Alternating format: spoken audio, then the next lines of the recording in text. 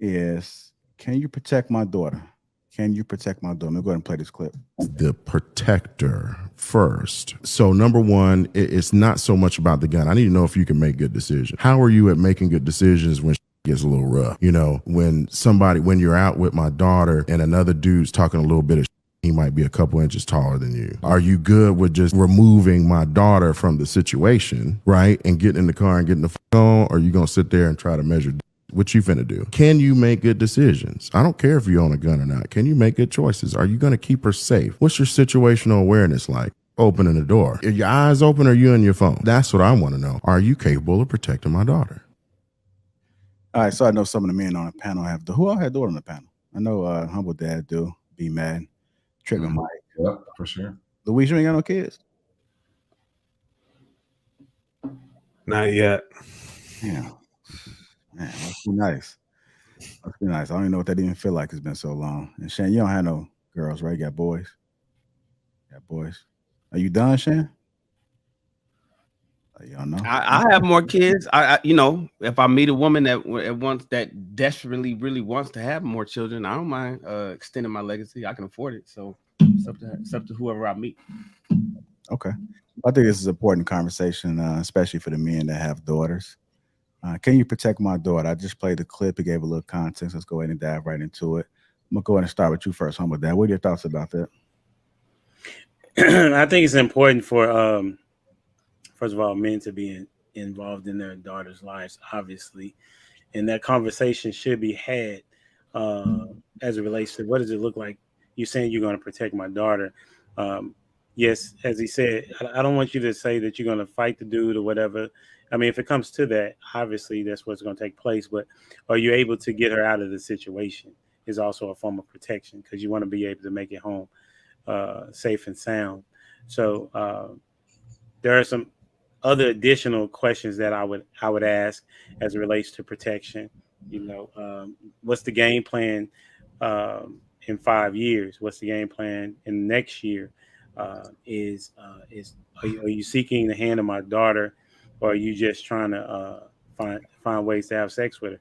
You know what I'm saying? So I'm being pretty direct and asking questions because protection is not just about a physical thing. It also is a part of, can you emotionally protect her? You know, can you spiritually protect her? Or are you going to be an individual that is here for the long haul, or you just here stopping by? So it's very important for men to be involved in the process of choosing, in the sense of not saying this is the guy that you're going to have, but she should be running them by you. And then more times than not, she should be lining him up with you in mind, saying, okay, are you even close to being who my father is? If not, then he shouldn't even come talk to me. So that's what I would say. All right. Shannon Rawls, what are your thoughts about it? I know you have no daughters, but if you can go ahead and speak on it, can you protect my daughter? If you did have, what would you say? Yeah, can you fight? Shit, can't fuck. I mean, I'm with home with that with all the extra stuff, but can you fight? I remember I'm the toxic masculinity guy of the panel, and I'm also the guy who I've said for over a year that I believe that women should be covered from birth to death, and a father should cover his daughter until he hands her over to another man that can continue where he left off. And if a man don't show up, dad still sticks around until she dies, or until he dies, whichever comes first. That's how I feel. Remember, I was the one that was like, run that nigga through me. So that's just how I feel. And, you know, being out here in Los Angeles and being in the film industry, you guys, you know, I see a lot of young girls. I witness a lot of young women come out here to LA who are left out in the wilderness, man. They're left out in the wilderness, and all they do is report back home as to what audition ain't going on or what little role they got. They got a little small acting, you know, extra role or whatnot. And maybe the parents send them a couple $100 every once in a while, drop it in their bank account. They just leave them out here to their own devices, man. And LA chews these girls up, and I watch them come, get chewed up, and go on back home. I asked hey man, what happened to such and such? That little girl that we hired in that last oh man, she didn't go on back to, she went back to Wisconsin. Oh damn. Sent her on back home. And the reason why is one thing that I'm noticing these days, and I don't know if we're having a lot of conversations about it, but we should be. It's not so much about fathers. You know, the big conversation is men need to be there. Men need to be present. Men need to be in the homes. But what kind of man is there? See, there's a lot of men that do raise their daughters, but they're straight hands off. They're there, but they're not there. They're kind of maybe mom is is the boss, or maybe he's so weak as a man that he's not really, instituting anything, any structure in the family. And so he got this daughter who he was there every day of her life as a child, but not really a protector like that. And if that guy can't protect his daughter as a father, how is he going to vet some guy that she's bringing home or she's introducing to the dad? Oftentimes, fathers just like, oh, who are you dating now? Oh, is he you like him? Yeah. Okay. Well, all right. He's a good guy. Well, maybe we'll meet one day. Maybe I'll go out to dinner, and that's it. There's nothing else to it. Whatever happened to Timmy? Oh, really? Oh, wow. So who you with now? And that's how the conversation, and those conversations are very, that's happening a lot more often than you guys think. And so these guys are just chewing up these young girls, but dad was there. Dad was there. So to my man's to the video that you played, I'm with him 100%. I'm with Humble Dad too, 100%. Protection all the way across the board. But I'm with the fighting shit. I'm with the shits. That's the kind of dude I am. So I need to know, and I know that we got cell phones and GPS, and we got cameras on every corner. Still, can you fight? But if he says yes, he can fight. How do you know? I can tell. There's way. Because I fight. A fighter can see a fighter. I could tell just by sizing him up. But you gotta. I don't know if you're into martial arts, taekwondo or any kind of specialty like that. But most fighters can tell other people how they move, and you can tell people that's just a straight street thug fighter. Niggas that square up on each other, get all up in each other's face, and damn near kissing each other. You could tell if somebody can physically protect themselves or the people around them or not. I mean, to be honest, most guys don't have any training. So I mean, them saying they can fight is it's like rolling dice. You got to be in the gym, and you also got to be in the boxing ring as well. Can't only just be in one. I go ahead, Trigger. What are your thoughts about it? Can you protect my daughter? You heard. So I can't disagree with everything Shan said. Just the fight part. Only because of the last part that we talked about. Most of these dudes can't fight. They talk just like the women do. And shout out to the bro from Prevectus Group. I forget his name now. I haven't advertised anything on my gun channel for so long. I forgot all the people I knew when I was from that part of life, right? So shout out to him, though. I think it's Ken. No, it may not be Ken, but yeah. So, I've known dude for a while. And yeah, everything, he's a firearms instructor sponsored by Smith & Wesson and all of that. So I was waiting for him to break it down. And he said the one thing I was waiting for him to say involving this situation, which is situational awareness. I would rather my daughter's husband or prospective husband have situational awareness over him being able to fight. All right, Shan, I want to put this against what you said. Mr. Miyagi said it, and you know what I'm about to say.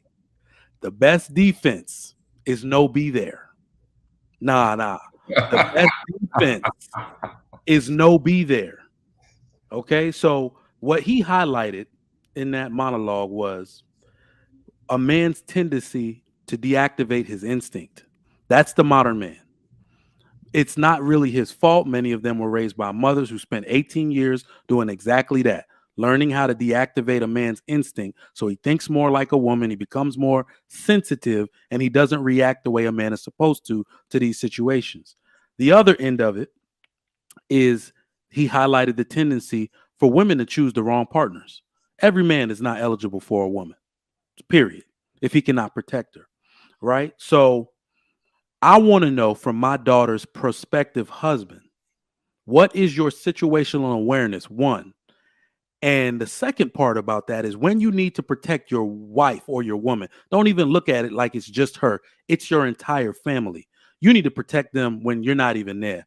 You need to be ever present, putting down that philosophy in your home about how they should move. And the important part about that is his mental. Are you willing to be unapologetic about your masculinity? That's the type of man I am. I'm unapologetic about it. Here's why. Your wife does not need to understand how you provide her protection. Right now, we have a lot of women pushing back. I don't need that. You don't always need to do that for me. Are you willing to be unapologetic and do it anyway? That's the type of man that deserves a woman, because the way you lay that philosophy down in your house will determine how your children are raised, how she keeps them safe. Will she weigh every action she takes against your instructions? All right. So they don't need to know how we're protecting them. In fact, they don't know. They couldn't possibly, because they don't have these instincts we have. My mic is muted. Go ahead, Luis. What are your thoughts about it? Can you protect my daughter? Damn, that was a bomb shot by Trigger Mike right now. Jeez. Wait, Luis, let me throw this out before you go, Luis. Go ahead. Just want to throw this out there because I noticed Humble Day had a question for me, and Trigger might agree with everything except for the last part. Situational awareness and having the foresight and having being a fucking Jedi and using the Force to know when some shit's gonna go down at IHOP is good, right? But sometimes the Force isn't always with you, and that's what I'm speaking at. If your ass is at Denny's or on your neck of the wood fucking Waffle House and some shit go down and you are like, dog, we just wanted to get a number 2 special in some orange juices and some shit go down. Flee if you can to protect the family and all of that. But I need to know also, Mr. Miyagi, the main point of the movie, that was one scene, one line. The rest of the movie was teaching a motherfucker how to fight. The rest of the movie, all 2 hours of it. Thank you for mentioning that 5-minute scene. The other hour and 55 minutes was about whooping ass. All right, Shan. No, let me push back. Let me push back on the pushback. So you're saying that the rest of the movie was about teaching him how to whoop ass in competition. He was teaching him metaphors for life. Now, I want you to understand that yes, he was teaching him how to fight properly. But when you teach, I was in Muay Thai pretty much all my life from 6th grade on to graduation in high school. When you're teaching, the people who understand martial arts are the people who don't fight in public.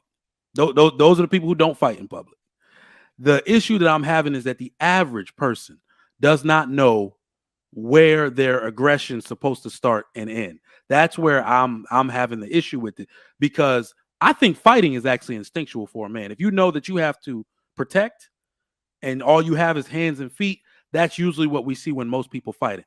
Now, the tendency for people to focus on the fight part, focused on balling up their fists, those are the mugs that end up popping off for no reason or creating an unsafe situation for their wife and or children. Like, I see dudes ball up their fists when it's just talk. Dude, these are words. Why did it have to escalate there? So I don't really trust the average person with their discernment.